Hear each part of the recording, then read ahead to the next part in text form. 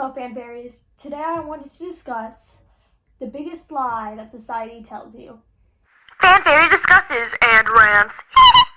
This video is completely unscripted and just my thoughts, and if I say something that offends you, I'm sorry, but I don't think anything I'm going to say is going to be offensive. But if it is, sorry, but I'm not talking about anything offensive. I don't know why I'm saying that. Anywho, let's get started. Have you ever wondered, do you actually think before you speak?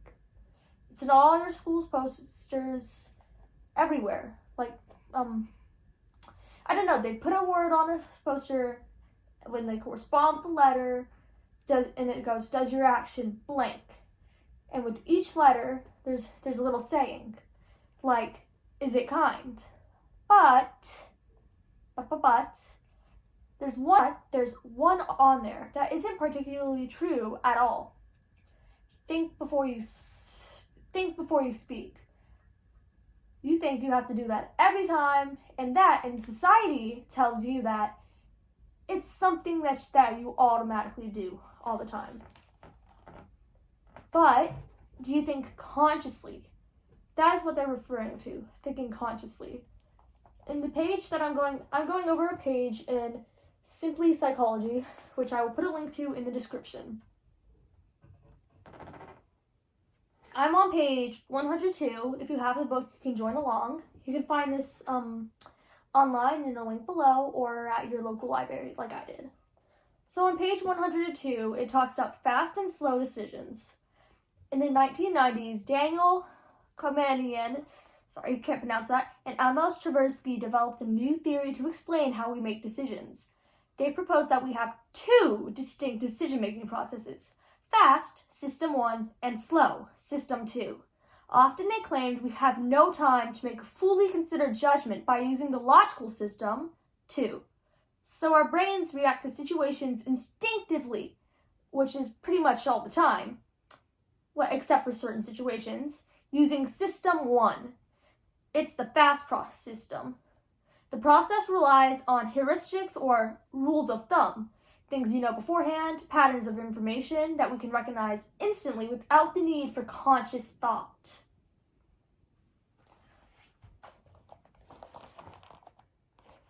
So, in the first one, in system 1, we can see the orange is unconscious thinking. And the input or stimulus goes through there most of the time because it's just easier for our brains to do overall, and it's the fastest way. It's just something that happens to every human, so why should we feel bad about it?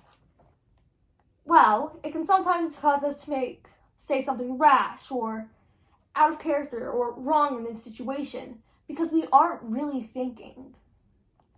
We don't think every time before we speak, so it's unrealistic standards. What matters is that you would recognize it if you did do something like this. And then system 2 is the one we use in calm discussions, like debate. As you can see, the thought process is much thinner and slower as it reaches a conscious decision, while the other one has a automatic assessment. Sorry, I'm just kind of slow today. Just had Thanksgiving dinner. So in system 2, the reaction time is much slower, and that is when you actually think. In most normal conversations, we use system 1, the fast system.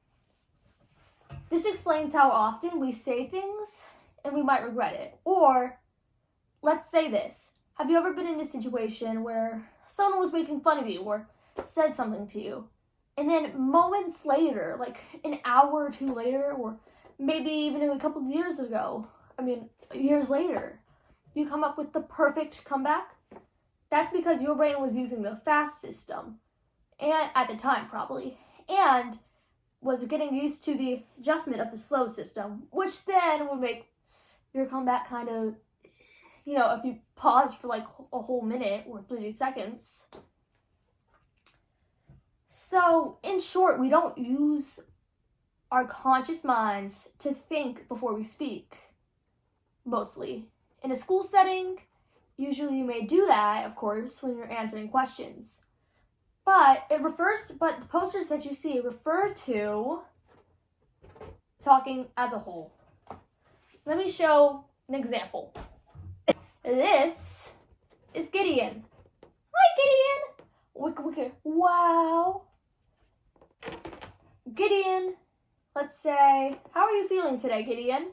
Normal conversation starter. I'm probably using the fast system 1. And Gideon, feeling slow and groggy, might be using system 2, for example. He might take a moment to think about it because he might not be feeling well. I'm just really tired, he says. But maybe he's slow and groggy, but he uses fast system 1, which just causes him to say, I'm good, how are you? Like most people do.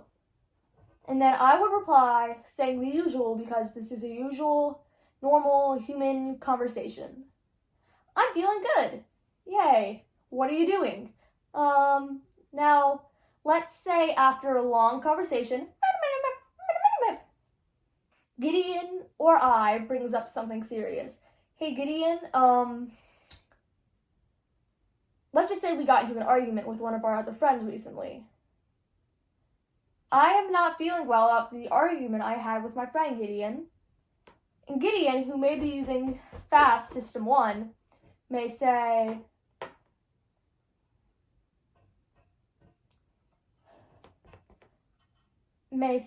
hang on, I'm thinking.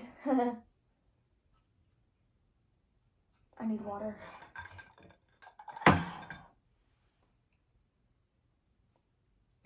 May say, what did you say? Instead of comforting me like I wanted to. Or because it was an automatic reaction using the fast system. Usually he treated it like gossip.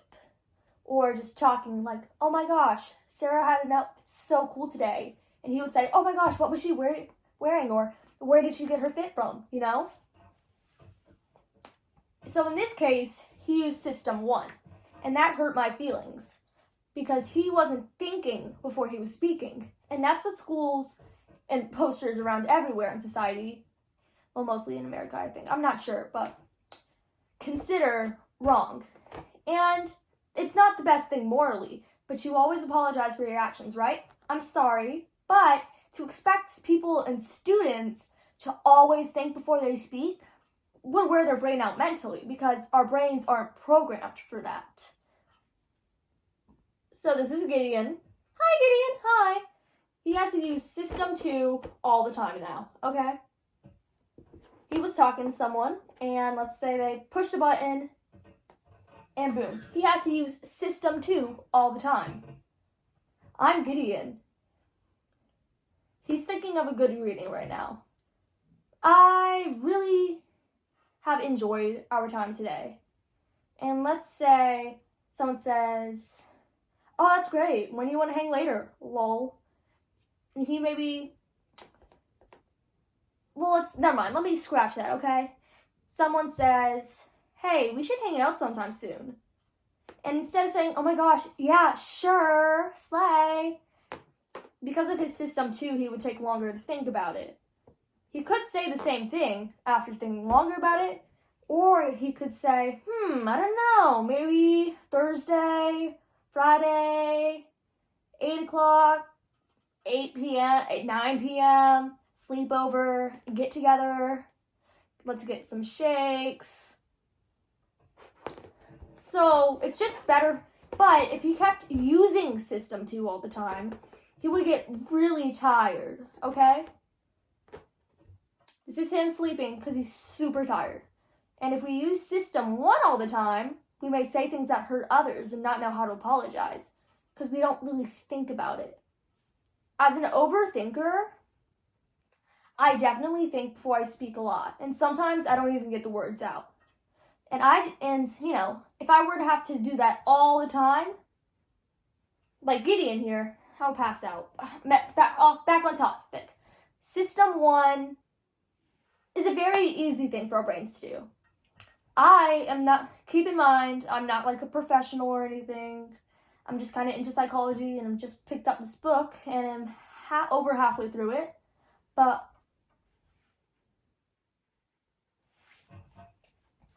System 1 is the easy way.